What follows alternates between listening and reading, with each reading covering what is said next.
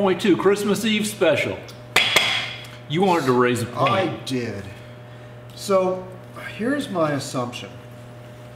Now that we've determined that even though Rick is the second smartest man in the world, based on IQ tests, which are really kind of hinky, but still, I'm not stupid.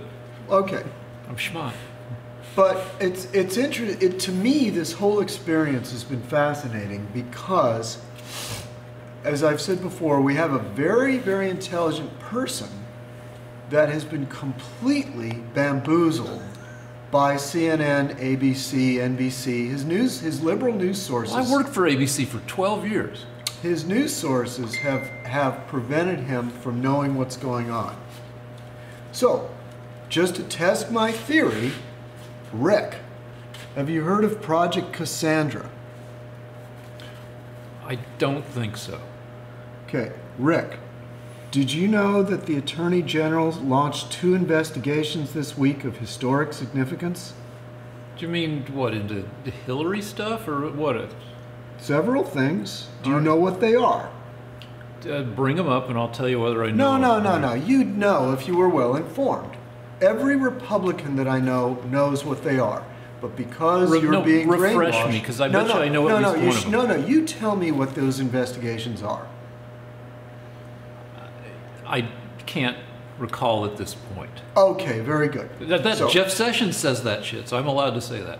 No, listen, I'm not trying to catch you, I'm trying to catch your media. All right, well tell me, because... Okay, you've been lied to because there was recently an article in a left-wing journal, Politico, by a reporter who discovered that your president, President Obama, actually allowed Hezbollah to bring cocaine and other dangerous drugs into our country to poison our people because he wanted to make sure that the Iranians would sign the nuclear deal. So let me flesh that out because I'm certain you haven't heard one word about it, right? I don't think I have. Okay, think about it this way. You're the president of America, and the Iranians are trying to build a nuclear bomb. So they say, hey, listen, we've got these guys, Hezbollah, working for us. These are Arab terrorists, Palestinian terrorists.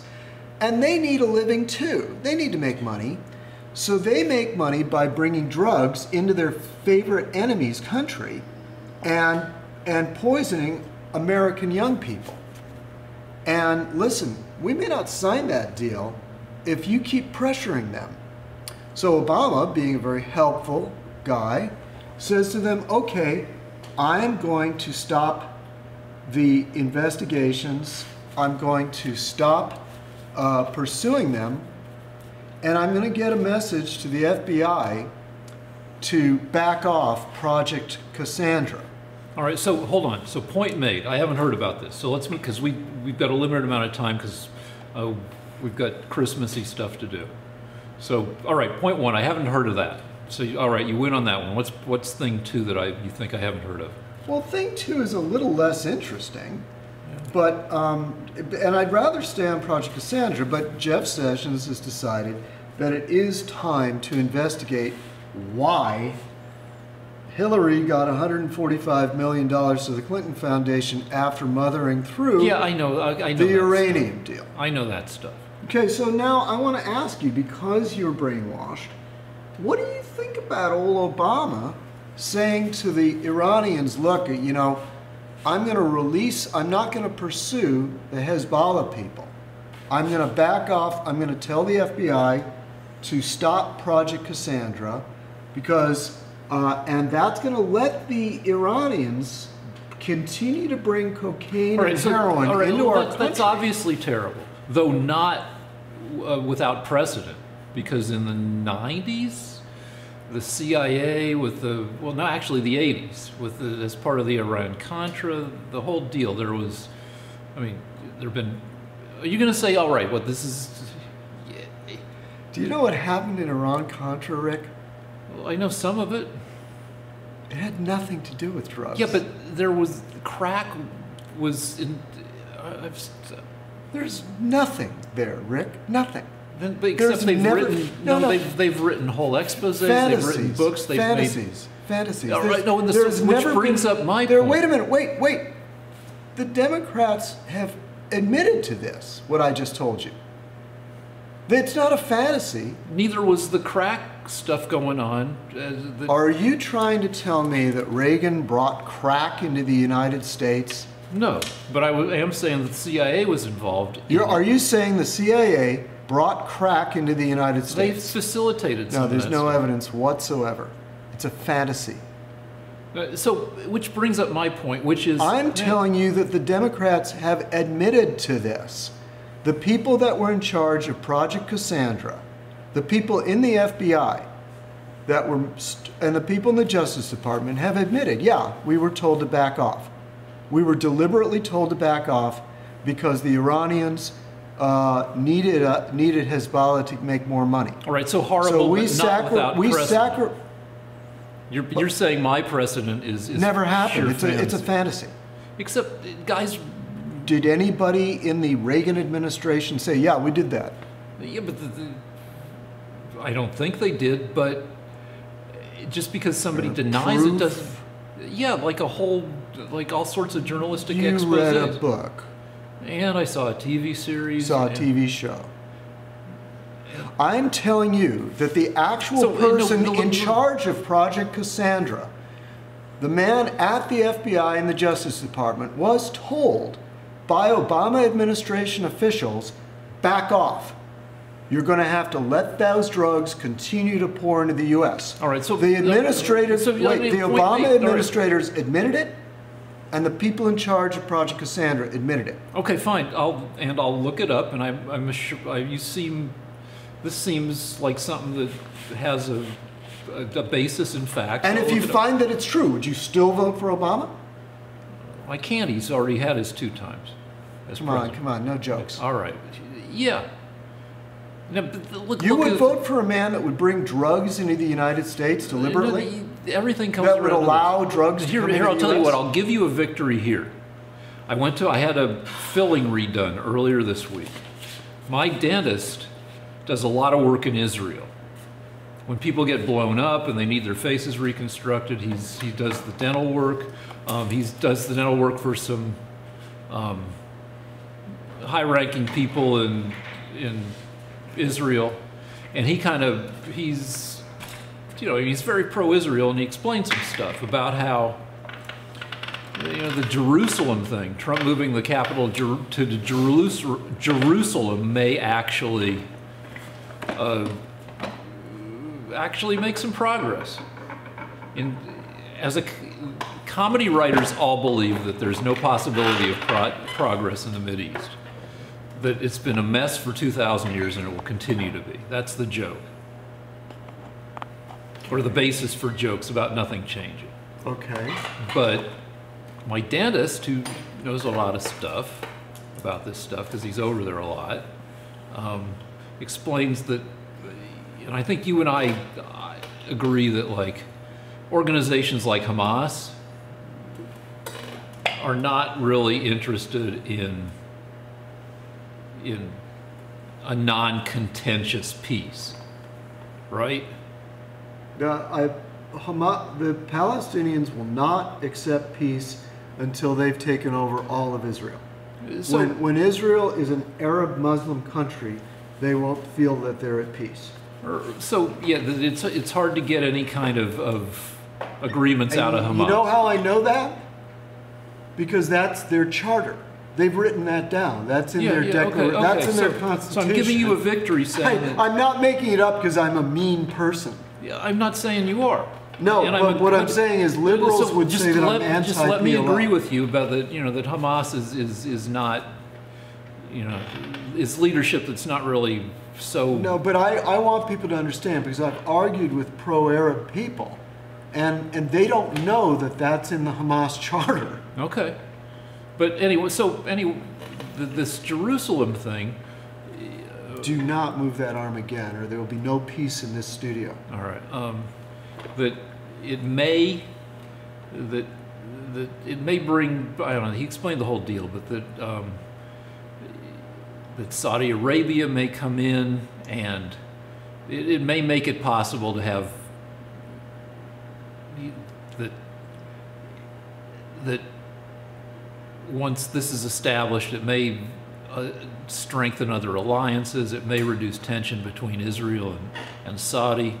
That it may make it better via land swaps for Palestinians, that they can get some land in the Sinai, that they can do some swaps of land on the along the West Bank, and so that the areas are consolidated, that it may make things better. Okay, I personally don't care if it makes things better. I don't think you can't make, when somebody is a homicidal maniac whose plan is to kill you, the only thing you can do is prevent them from killing you. Now, one thing you can do is you can say, look, we know you want to kill us. Well, hold on, because I just remembered the whole crux of the argument is that the rest of the Mideast is not so thrilled with Iran possibly getting nuclear weapons and just becoming a regional power more than it already is, and that by Saudi Arabia is interested in stability in areas excluding Iran's, because that means that the Mideast might be able to have alliances to keep Iran from doing what it wants to do. Okay, and one of the things that Iran did, two of the things that Iran did during the Obama administration. No, don't keep bringing that up. They did two things. I get to talk and you get to talk. Now I'm going to talk.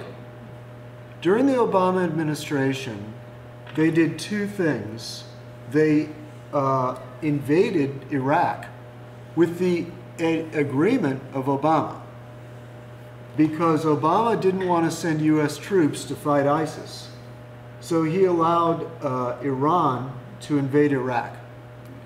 Don't talk yet. I'm not finished. I'm agreeing with you about some stuff. I'm not finished. Yeah, but you use my agreement to like push it further. I'm not finished. All right.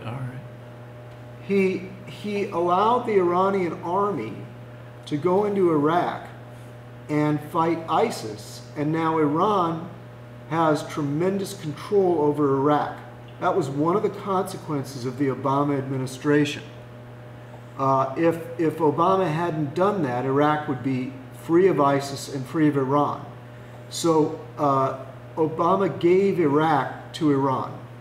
Then the second thing he did during his administration is he allowed the Iranians to cause a civil war in Yemen. So that way, the Iranians gained control over Yemen during the Obama administration. And the third thing he let happen... You just said there were two. I thought of a third one. Obama's such an evil president, I actually thought of a third one. No, you don't get during the Obama administration, the Iranians sent their agents into Lebanon, and they assassinated the Lebanese Christians. So now, and they used blackmail and terror to intimidate the Lebanese, so that now Lebanon is an Iranian vassal, and that occurred during the Obama administration. Okay, so I'm going to agree with you about some. All right, so we got to move on. But like, I'll agree with you about nobody likes Iran, except Iran, except for Obama, because Obama allowed them to take over 3 countries in the Middle East. I don't know. Well, can you explain it to me then? I can tell you. Why did? Oh, and by the way, there's more. No, I don't want to hear more. I want to move on.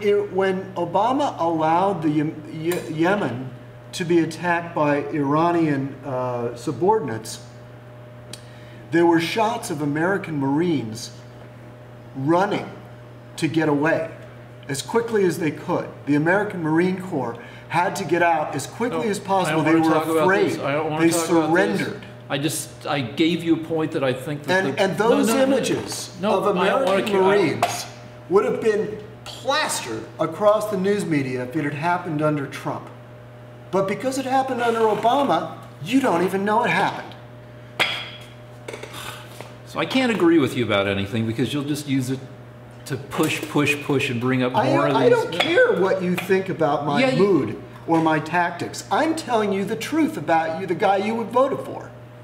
You'd voted for him, and you'd vote for him again, knowing that the last defeat the American Marines suffered was under his presidency in Yemen.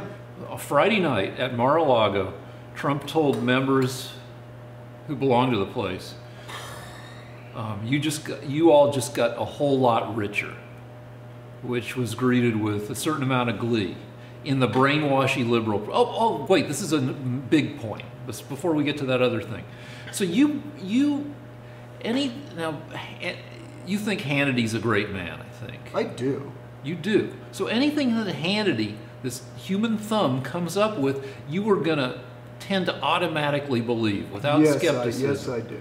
That's why don't you? I just agreed with you that the U.S. trying Jerusalem, acknowledging Jerusalem as the capital, might lead to some positive change in the Mideast. There's a chance. Okay, I don't think it will. Well, what I think it will be, it's sort of like when you're talking to a child and you give in to the child and you say, okay, I'll let you have a little dessert. And then it wants more dessert and more dessert. What you say to the child is, Jerusalem is not yours. That's it. It's off the table. We're not talking about it anymore. That's what I like about it. Whether it's going to make the Palestinians nice guys, no, I don't hold out much hope. I didn't say any of that. I just said it might lead to some positive change in some areas. Okay, well, I don't know. Anyway, it's like that's not a liberal. But that's not why I'm for it. But I have mostly liberal beliefs, but there's some stuff but it seems like you swallow all this conservative. You're a smart guy, but you swallow all this conservative stuff without skepticism. Prove me wrong. We've been sitting here for 60 sessions. You've never proven me wrong about anything once. 34 sessions. But you accuse me of being brainwashed, but you take everything that comes to you. But it's because I'm right. But that sounds like my girlfriend in college when I said that. I don't care if it sounds like your girlfriend in college. What is that's an argument? No, well, no. Rick wins because Lance sounded like his girlfriend in college. No, where I said that in some areas, perhaps the modern feminist movement, at least as we were being taught in our women's studies classes, it says is not. I don't know. I disagreed with some aspects of modern feminism. Though as a dude, maybe I should. And she said, and that it has a certain, all-involving, my girlfriend's involvement with it that went from 0 to 100 and like super fast. It felt like she was buying everything without skepticism, and it seemed to me a little culty. And college is for the time for having dumb arguments anyway, and she goes, yeah, but like it seems like somebody who believes in Scientology. And she goes, yeah, but feminism is true. And you argue by everything you think is true is true. You buy stuff without skepticism the way you think I buy liberal arguments without skepticism. Actually, you know what, Rick? This is not an argument. I woke up one day and I was listening to the news, and they were saying American Marines desperately running for trucks and desperately trying to get on planes. And I thought, why is that? We're allied with Yemen. Yemen is our ally. We've got a base there full of Marines. What happened? Oh, the Iranians have people down there, I think they're called the Houthis, that have caused a civil war. And then I thought to myself, well, what's Obama doing about it? Nothing. That's how I came up with that. Not because Hannity told me. I didn't even listen to Hannity. In fact, I only started listening to Hannity 2 months ago because I realized he's always right and he's on top of things. So what about Alex Jones? Sometimes he's right. But those people that will tell you that Obama stood up to Iran, those people are lying. So I could possibly agree with you in some of these areas. I think, see, I don't know as much stuff as you do, though what you know comes through a conservative filter. But my feeling about Obama... Not a conservative filter. I just thought, gee, why did we just lose Yemen? Yeah, but then you went to conservative sources. No, I didn't. I just waited. I put my arms back, I folded them, and I thought, when's Obama going to save Yemen? And then I realized, well, oh no, he never will. It's okay with him. He doesn't mind when Iran takes over parts of the Middle East. Do you know the president of Lebanon actually resigned because Hezbollah said they were going to kill him? So Iran got Lebanon. Yeah, and what did Obama do? Nothing. All right, so I'm going to agree with you partially, but not if you stack like 3 more points on. One of my problems with Obama is he always seemed to be a little too conciliatory and a little too willing to assume good faith on the part of enemies. Now, all right, I know you think there's a certain naivete in even that, because you think that that everything he did came from evil. But I'm saying, yeah, he was too conciliatory and let people get away with too much. People on the other side get away with too much stuff. But you'd still vote for him. Yeah.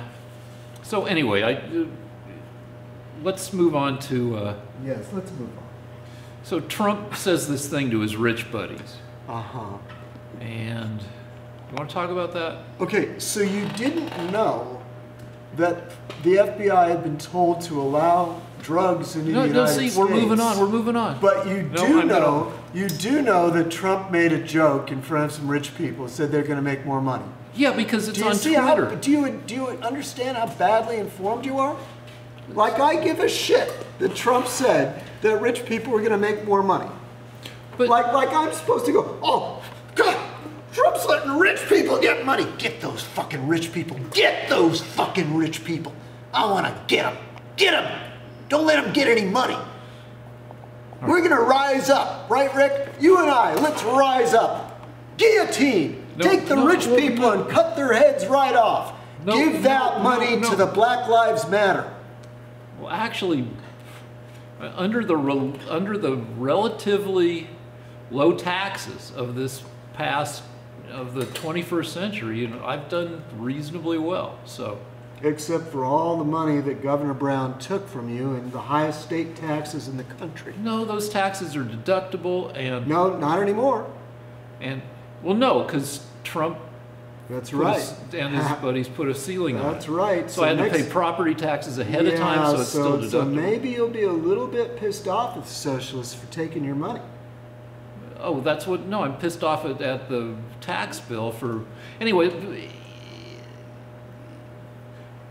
yeah, I'm informed via Twitter to some large extent. But Trump went around while this process was happening saying, oh, I'm going to get killed, I'm going to, rich people are going to be so pissed at me, I'm going to lose so much money. And then this tax legislation reveals him to have been, I mean, you can say that he was joking and stuff, but other people think... I don't care if the rich people get more money. Who do you think I am? Yeah, but when he Che Guevara? Yeah, but when the president says, this is going to... I'm sitting here. Someday the workers will rise up. No, fallacious, though, because I don't want those... when Trump sells... Get the rich people. When the Trump sells... They're sitting around in top hats with white gloves, driving big limousines down Park Avenue. Someday the workers will rise up. We'll tear them out of those limousines. And we'll hang them all. Rebels are we, born to be free. You done? All right. So the fish in when the Trump sea. takes months to, well, or at least the past month has been, Trump has numerous times saying, oh, this new tax bill screws me. It's going to cost me so much money. Screws rich people. he sells it on the basis of that, and then he turns around and once it's passed, says, rich people are going to make so much money off of this. Yeah, it's not unreasonable to be at least a little annoyed. And, you know, you can cite the statistic that I've seen on my brainwashy liberal press, which is that 83% of the tax cuts, non-corporate tax cuts, go to the top 1%. You know, you can say, well, yeah, the top 1% is the only 1% that pays taxes. That's right. Yeah, but not to that extent. The most of the taxes are paid by the rich people. Yeah, but not 83% of Look, them. there is a percentage. The lower 49% don't pay taxes in the United States. Above that, the 51% pay the taxes, and of that 51%, I believe only the top 25% or of them pay 80% of the taxes. So my numbers might be off like within 5% here and there, but the point is it's the very rich that pay the taxes in the United States. Now there's a percentage above that, like the guys that are the super billionaires and people like that, and those people I don't know about. But it's the people that make the most money that pay the most taxes. Get it through your head, Che Guevara. Yeah, but you shouldn't sell the frickin' bill on the idea that middle-class people are going to get... You didn't. Anybody could look at it. I knew what was going to happen. What was going to happen was the 50% of the people in America that pay the taxes are all going to pay less taxes. But that's not how it was sold. However, there's more. Don't you interrupt me, buddy. Just because you started talking first. No. Well, you just talked about this tax thing. You just talked to him. It was sold to people as a middle-class tax cut. No, it wasn't sold to me. Yeah, it was. Rick, I was there. Now listen to me. Rick, okay. What happens is this. Paul Ryan said that a family of 4 making $70,000 will pay $2,000 less. Now, if you were used to paying $3,000 or $4,000 and you suddenly pay half that, that's a big deal. And that's going to happen across the board. So everybody in the country is going to pay less taxes. For the first couple of years. All those tax cuts expire after 8 years. They steadily when the Democrats take over. So the Republicans, if they get reelected, you reelect the Republicans, and then they will keep these tax breaks for you. So all the people, all the segments of the society, including the poor people, will pay less taxes. It's across the board, Rick. Yeah, but when you look at the percentages that it saves, the poor people get like... If you're making $70,000 and you've got a family and you live in Ohio, because $70,000 you can't have a family, but if you did, you would have your taxes cut in half. No, you wouldn't. You'd get your taxes cut by like maybe 8%. If you were normally paying 4, now you're going to pay 2. No, that's not what is going to happen. Okay, even though it was sold as that. Rick, in February, everybody that was getting taxes taken out of their paycheck is going to have less money taken out. And you'll know it. They'll have more money, Rick. All right, then I guess we're going to have What's the matter with you? Do you want everybody to pay more taxes? When you look at the chart, it says that people at the low end have a smaller ratio of tax. Because they were paying the most. It's the richer people that were paying the most. So it has to go that way. No, it doesn't have to go that way. It does. Okay. If you have one segment that's paying most of the taxes, then they will get a larger tax cut. Because that's fine, but it's the proportions that are still skewed towards the richer people. The richer people get a higher proportional tax cut than the less rich people. Look, and regardless, it was sold as a middle-class tax cut. It was. I was listening to it, and what I heard was a lot of people will benefit. There will be corporations getting huge tax cuts. That the people now paying the most, the richer people, would be getting a tax cut, and I was okay with it. And I don't know if it was sold to you that way, but I knew that everybody would be getting a tax cut, and that rich people would be getting a tax cut, and I'm okay with that. Just Trump is.